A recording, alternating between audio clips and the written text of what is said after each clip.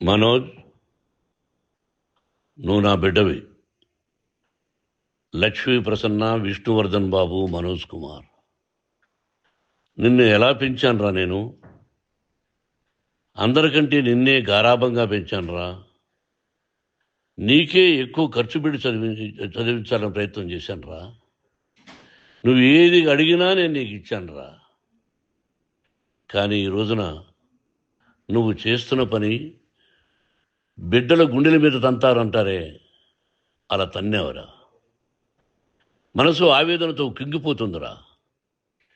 నేను మీ అమ్మ ఏడ్చుకుంటున్నావురా. జర్నలిజం ఉన్నది లేనిది, లేనిది ఉన్నట్టు రాస్తున్నారా. నువ్వు నన్ను కొట్టడం ఏంట్రా? నా బిడ్డ నన్ను తాకలా. ఇద్దరం ఘర్షణ పడ్డాం కొన్ని కారణాల వల్ల.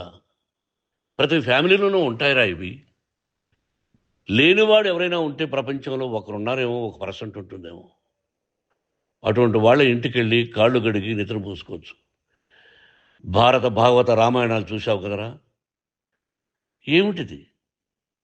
మీ అమ్మ ఎంత కుమిలిపోతుంది ఈ రోజున హాస్పిటల్ చేరింది. నీ వల్ల హాస్పిటల్ చేరుతాను. చూడు మనోజ్, నీకు అన్నీ ఇచ్చినా ఈ రోజున నువ్వు నా గుండెల మీద తనడమే కాకుండా అపకీర్తి తీసుకొచ్చావు. ఏదేదో రాశావు, ఏదేదో చెప్తున్నావు. కొంతమంది జర్నలిస్టులు ఉన్నది లేనిది, లేనిది ఉన్నట్టు రాసే వాళ్ళ తత్వం వాళ్ళకి ఎందుకంటే టీఆర్పీ పెరగాలి. ఇది వాళ్ళ నైజం. మనం మార్చలేము. వాళ్ళందరి మీద మన కోర్టుకు వెళ్ళలేము. వాక్ స్వాతంత్రం అంటారు, ప్రజాస్వామ్యం అంటారు. ప్రజాస్వామ్యంలో కూడా కొన్ని హద్దులు ఉన్నాయి. ఇది నీకు తెలుసు అనుకున్నా. ఎంత మంచి నటుడివి నువ్వు. నీ భార్య మాటలు విని తాగుడుకు అలవాటు పడిపోయావు. వింటున్నావా మనోజ్? ఎవరిని నమ్మాలో ఎవరిని నమ్మకూడదో పరిస్థితి తీసుకొచ్చావు. విద్యాలయాలు ఎంత గొప్పవిరా. మనం 25% కులమతాలకు అతీతంగా ఫ్రీ ఎడ్యుకేషన్ ఇస్తున్నాంరా. క్యాస్ట్ అనేది తీసేశాను రా 92లో ప్రాస్పెక్ట్స్లో. నువ్వు చదువుకున్నావురా. అక్కడ చదువుకున్న బిడ్డలు ఐఏఎస్, ఐపీఎస్ అయ్యారా. ఎంతోమంది గొప్పవాళ్ళు అయ్యారా. నువ్వు నటుడుగా ఎంతో గొప్పవాడివి. తాగుడికి అలవాడబడి నువ్వు నీ భార్య ఇంట్లో బిహేవ్ చేస్తున్న విధానం ఆ భగవంతుడు సర్వేశ్వరుడు తెలుసు. భగవంతుడు చూస్తున్నాడు రా. నేను తప్పు చేసినా, నువ్వు తప్పు చేసినా, ఎవరు తప్పు చేసినా. ఎంత అవకాశం ఇచ్చావు మాట్లాడుకునేదానికి అందరికీ.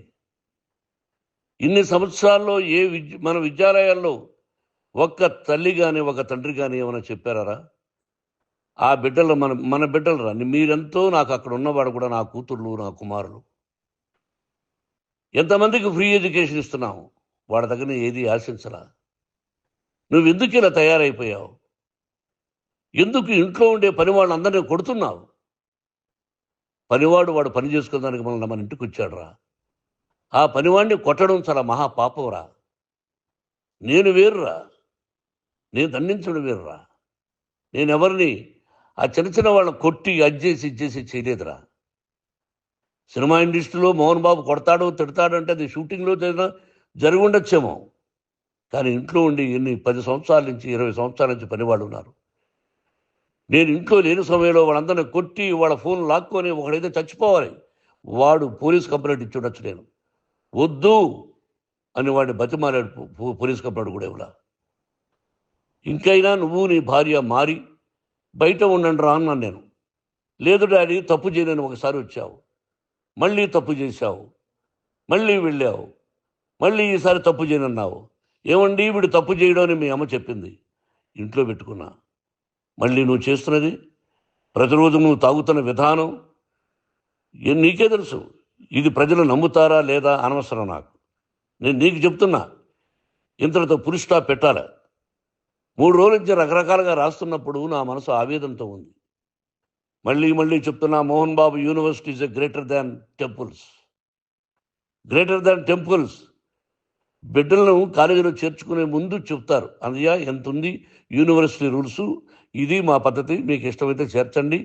గవర్నమెంట్ బిడ్డలను గవర్నమెంట్ ఏమిస్తుందో ఇంత పర్సంటేజీ వాళ్ళకు కూడా మీ దగ్గర ఎందుకు డబ్బు తీసుకుంటున్నాం అంటే దానికి అర్థం పరమార్థం చెప్పాము.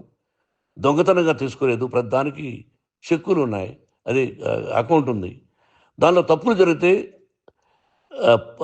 డిపార్ట్మెంట్ ఉంది. కాలేజీలో ఇంకేదైనా తప్పు జరిగితే గవర్నమెంట్ ఉంది. ఇవన్నీ నీకు తెలుసు.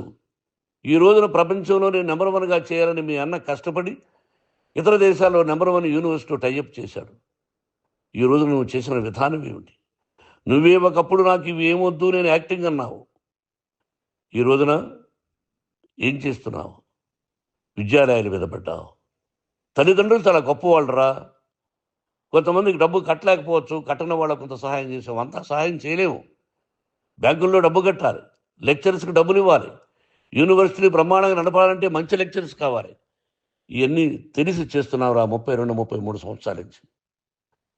అది పక్కన పెడితే అందరినీ కొట్టడానికి వస్తావు. మీ అన్నం తిడతావు. ఒక వ్యక్తి వినయ్ గారనే ఆయన వ్యక్తి హెల్ప్ చేయడానికి వస్తే ఆ వినయ్ ఎవరు లజ్జాగుడికి చంపేస్తాను వాడు అన్నావు.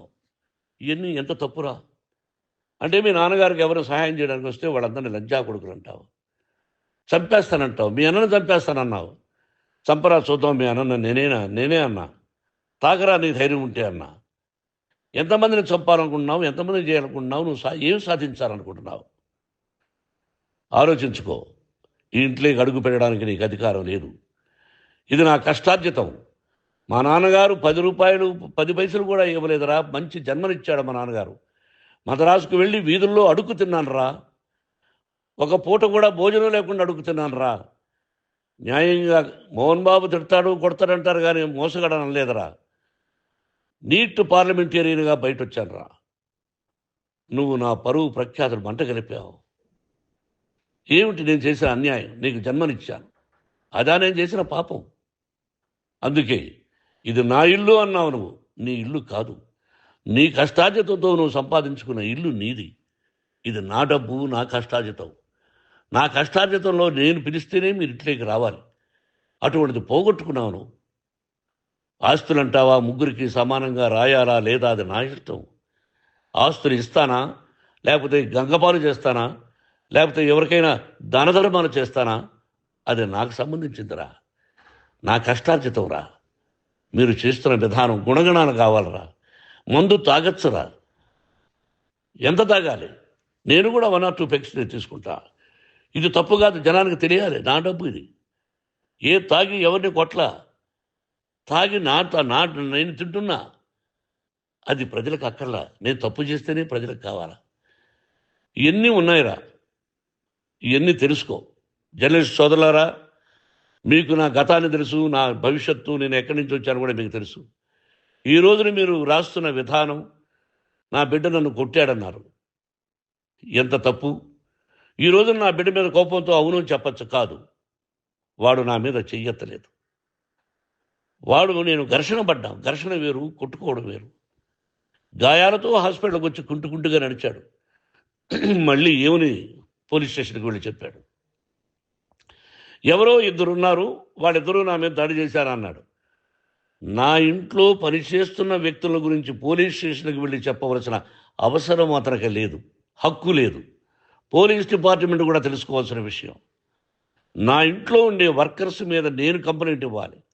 నువ్వు పర్మిషన్ లేకుండా నా ఇంట్లోకి నువ్వు చొరబడి ఈ ఇల్లు నాదంటూ ఇంట్లో పనిచేస్తున్న వర్కర్స్ మీద కంప్లైంట్ ఇచ్చావు. అది ఎంతవరకు పోలీసు న్యాయమో రూల్సో చూద్దాం. పోలీస్ డిపార్ట్మెంట్ ఇంటికి వచ్చింది. వాళ్ళకి రాశాను ఉత్తరం, అయ్యా నేను సీనియర్ సిటిజన్ని, నాకు రక్షణ లేకుండా ఉంది, నా బిడ్డ వల్ల నా ఇంట్లో నుంచి నా బిడ్డను పంపించేసి ఇది నా ఇల్లని. వాళ్ళు నాకు సమాధానం ఇవ్వలేదు. ఇవ్వకపోగా ఎవరిని పట్టించుకోలేదు. ఇప్పుడు పోలీసు వాళ్ళు వచ్చి ఏమండి రూల్స్ ప్రకారం నా బిడ్డ ఇంటికి రాకూడదంటే మాకు హయ్యర్ అథారిటీ వాళ్ళు ఫోన్ చేశారు, మీరు ఎవరిని స్టాప్ చేయొద్దండి, బయట నుంచి ఎవరైనా వస్తే వాళ్ళని స్టాప్ చేయండి అన్నారు. 2 రోజుల నుంచి 10 మంది 20 మంది వస్తున్నారు. వాళ్ళు అలా చూస్తూ నిలబడ్డారు. వాళ్ళు ఫోటోలు తీసుకున్నారు, వాళ్ళ మీద మళ్ళీ వదిలేస్తున్నారు. ఎవరిని నిందించాలి? But I give respect to the police department. వాళ్ళకి ఎవరు ఏ అధికారి ఫోన్ చేశాడో, ఆ అధికారికి ఏ పొలిటీషియన్ చేశాడో అది వాళ్ళకే వదిలేస్తున్నా. కాబట్టి వాళ్ళు పోలీస్ కంప్లైంట్ ఇచ్చినా కూడా మేము సంబంధం లేదని అంటున్నారు కాబట్టి నేను నా బిడ్డను నిన్ను నాపు చేస్తున్నా. నువ్వు ఇంట్లోకి వచ్చే అధికారం నీకు లేదు. నువ్వు వచ్చి నీ బిడ్డను తీసుకెళ్ళు. సంతోషం. నువ్వు రాలేదు, నీ బిడ్డను జాగ్రత్తగానే చూసుకుంటావు. Take care your daughter, that's all. మీ అమ్మ హాస్పిటల్లో అడ్మిట్ అయింది. రేపో ఎల్లుండో మీ అమ్మను పిలిపించి బాగైన తర్వాత ఇదిగో నువ్వు నీ కొడుకు బిడ్డను తీసుకెళ్ళి వాడికి అప్పచెప్పని చెప్తాను పోలీసు వాళ్ళ ఆధ్వర్యంలో. ఇది 100% జర్నలిస్టు సోదరులారా, పులి స్టాప్ పెట్టండి. మీకు కుటుంబాలు ఉన్నాయి, మీ యజమానులకు కుటుంబాలు ఉన్నాయి.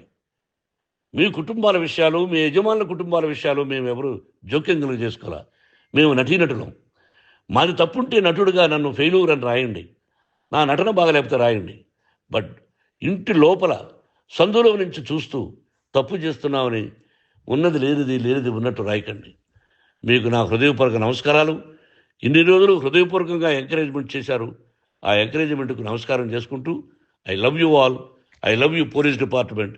మీరు న్యాయంగా ధర్మంగా నడుచుకోండి, ఎవరికి తొత్తుల్లాగా ఉండొద్దండి అని మనవి చేసుకుంటూ నేను సెలవు తీసుకుంటాను. Thank you very much for all the journalist. ఇక్కడ పులి స్టాప్ పెట్టండి. Thank you very much.